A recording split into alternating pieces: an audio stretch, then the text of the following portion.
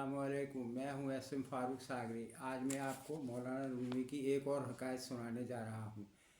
कहते हैं कि आदमियों की खूबियां अक्सर औकात उसकी दुश्मन बन जाती हैं। अय्याज की जहानत व फतानत, दयानत व अमानत और अपने आका के साथ उसकी कामिल फरमाबरदारी ऐसे खसाइस थे जिन्होंने तमाम अरकान दौलत को उसका दुश्मन बना दिया था। अय्याज के ख़िलाफ़ उनके दिलों में कुदूरत, बुग़्ज़ और हसद का मादा रोज़ बरोज़ बढ़ता जा रहा था। उधर सुल्तान का लुत्फ़ व करम और जूद व सखा अय्याज के हक़ में रोज़ अफजू थे। एक दिन मौका पाकर इन हासिद और बदबातिन उमरा में से एक ने जुर्रत करके सुल्तान महमूद से कहा कि जहाँ पनाह, आपने एक मामूली ग़ुलाम को 30 अमीरों के बराबर आज़ाज़ व मरातिब अता फ़रमाए हैं। हम ग़ुलामों की नाकिस अक्ल में ये बात नहीं आती कि अकेले अय्याज में 30 आदमियों की अकल व बसीरत कैसे आ गई। सुल्तान ने उस वक्त इस गिले का कोई जवाब ना दिया और ख़ामोश रहा।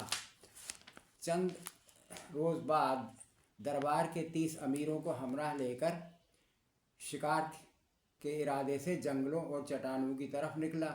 एक पहाड़ी की चोटी से देखा कि कोसों मील दूर एक काफ़िला पड़ाव डाले हुए है। कुछ देर बाद सुल्तान ने एक अमीर को हुक्म दिया कि घोड़े पर तेज़ी से जाओ और काफ़िले वालों से पूछो कि कहाँ से आ रहे हैं।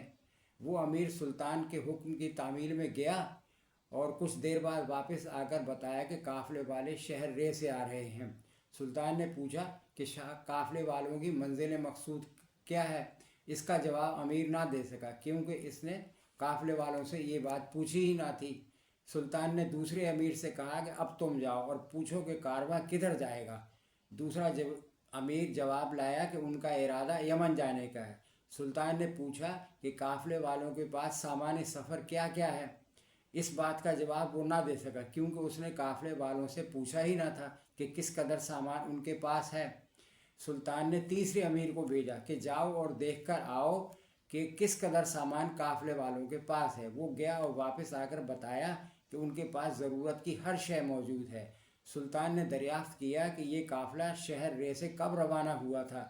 वो अमीर इस सवाल का जवाब ना दे सका क्योंकि ये बात उसने पूछी ही ना थी। सुल्तान ने चौथे अमीर से कहा कि जाओ और ये बात मालूम करके आओ। उसने वापस आकर अर्ज़ किया, काफ़िले वाले इस माह की 7 तारीख को रे से निकले थे। सुल्तान ने पूछा, शहर रे से में चीज़ों के क्या दाम है? शहर रे में चीज़ों के क्या दाम है?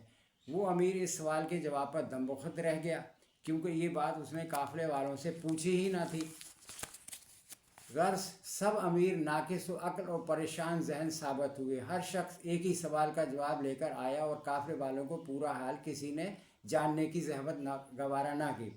इस मुशाहिदे के बाद सुल्तान ने इन तीसों अमीरों से कहा कि तुम लोग अय्याज पर एतराज़ करते हो कि उसे तुम सब के बराबर आज़ाद व मर्तबा क्यों अता किया गया।